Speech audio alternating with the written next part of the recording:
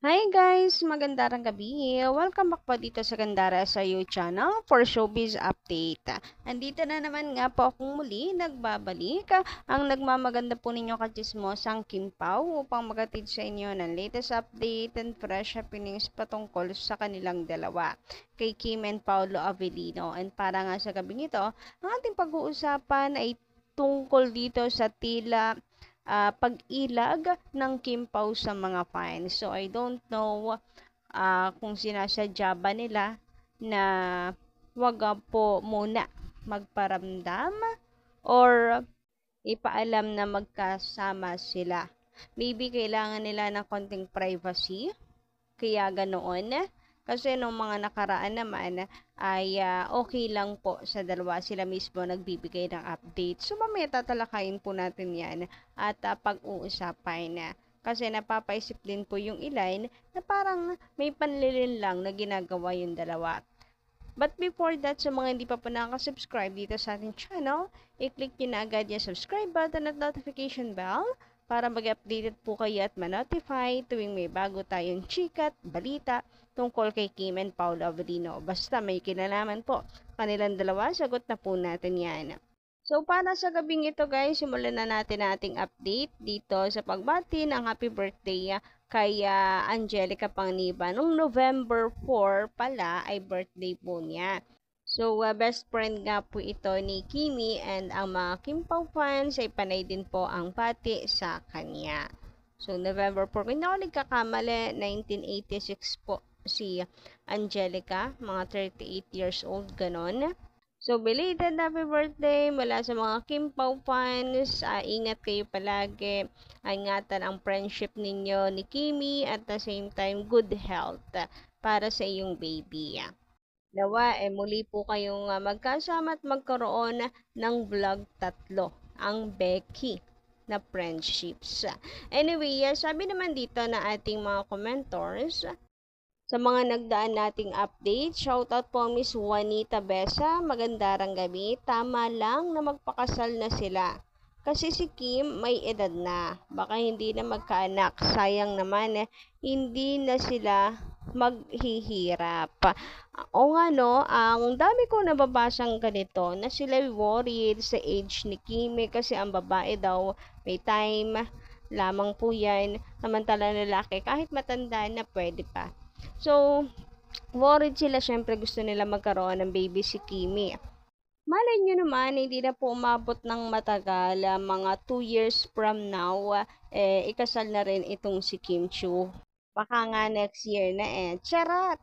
Pero alam natin na napaka-busy po ngayon ni Kimi. Wala pang time dyan sa wedding. Kung ngayong taon may mga naghahabol kasi na ngayong taon na daw magpakasal. Mukhang malabo po ngayong taon. Next year, try natin. Ay, tayo talaga magta-try.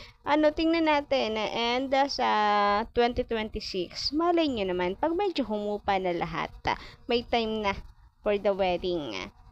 Simple or in grandeng kasal kahit na ano. Basta maging endgame ang Kim Pao. Sabi naman po dito sa komento ni Miss Marlene Acorda, magandang gabi and shoutout po sa inyo, sampo na inyong pamilya. Boom, panes. Sige na, pakasal na kayo nang manalo ka na Kim kay Paolo, haha. Di ba ito naman ang gusto natin mga ka-Kim Pao? Bakit pa tayo against? Kahit magpakasal sila, tuloy-tuloy naman ang work nila hanggat hindi pa nanganganak si Kim. At mas masaya kung makikita natin sila na magkatuluyan. Parehas lang naman ang patutunguhan, ang naman patatagalin or madaliin, doon naman ang punta. So, mas maganda na ngayon na para ma-enjoy nila ang pagpapamilya at maalagaan pa nila ang magiging anak nila. Enjoy Kim Pao sa buhay pagpapamilya. Nako, mukhang excited naman ito pong si Miss Marlene sa Marlina, sa kasal ng Kim Pao. So, madaliin man daw puti hindi, doon din naman ang punta. So, why not ngayon para mas mahaba pa yung oras, panahon nila, Ang magka-baby naman ay nasa kanila na yon na kung nais nilang tumigil sa showbiz. Magkakaiba talaga tayo ng mga komento, no? Yung mga comments ng Kim Pao. Pero isa lang din naman po yung gustong mangyari, ang maging endgame ang Kim Pao. Doon tayo nagkakasundo. Katulad po nito isang komento, sabi dito from Norma, Miss Norma, Gandara true. Kasi grab muna nila ang opportunity na year nila ang taong ito, 2024. Who knows? Sa sandaling ready na sila, then basta ready na ang lahat, huwag mo na ipamalita kung kailan. Parang gusto ko yan para suspense or kaya ay mabulaga na lang tayo. When, were, kasi marami pang maghahangad na maagaw si Kim kay Paulo. Kung magpapaagaw naman si Kim, I don't think so na magpapaagaw si Kim Chu. Hindi naman siya ganong klaseng babae. Kahit pa may magkagusto sa kanya na sandamakmak dyan. Sa pagpapatuloy, yet, Kim is only now that she enjoyed so much her love life with Pao and at the same time, vice versa siguro. Coincidence yung pagtatagpo nila ni Paulo. Biruin mo ha, for 17 or 18 years niya sa showbiz, ngayon lang siya nag-e-enjoy ng totoo sa love life niya. Only to Pao. Now, she is at the peak of their career. I-enjoy muna nilang dalawa. God has plans for this couple. God bless you both.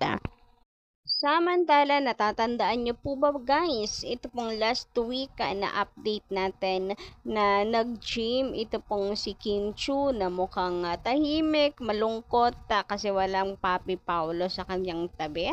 So, yun pala ay akala lang natin guys lahat. Akala lang natin wala si Papi Paulo dyan dahil na rin sa caption na ba't wala naman naka-smile.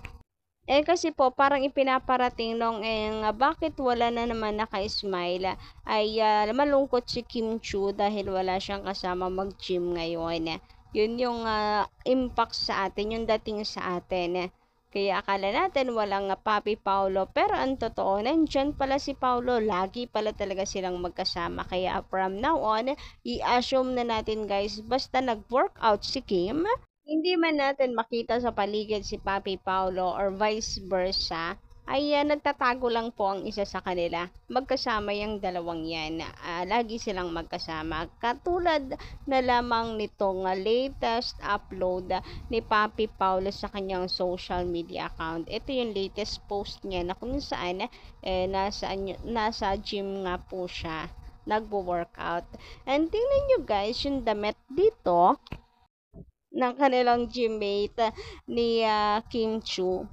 Ayan, pagmasdan nyo maigi, may arrow na po yan. And ito pong last week update natin. Same lang yung suot guys. So isa lang ibig sabihin nito, nililin lang ng Kim Pao ang kanilang mga fans. Hindi sila sabay na nag-upload para hindi halata. Kaso matalas talaga ang mata ng mga Kim Pao fans. May pagka-Detective Conan ba? Kaya wala pa ring lusot yung dalawa. Nasusoko pa din po talaga sila. And nabubuking. Ngayon, bakit kailangan guys na ano po yung dalawa? Mag-ingat, umilag sa mga fans, wag ipaalam na silang dalawa ay magkasama. Hindi kaya guys, kaya nililin lang nila ang kanilang mga fans ay dahil gusto nila ng konting privacy. Humihingi naman ng konting privacy sa kanila pong mga ginagawa. Or pwede rin naman, para sa akin naman, pwede rin po na gusto lang po nila na pasabikin parati ang mga fans. Baka na nga naman kapag kaaraw-araw laging nakikita magkasama yung dalawa, wala nang thrill. Wala na yung Soko team na nakakapag-good vibes sa atin, na nakaka-enjoy na gawin.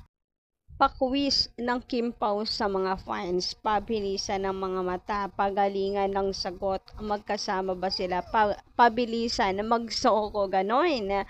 Pwede rin para mag-enjoy po tayo. Para hindi po boring ang life, gano'n.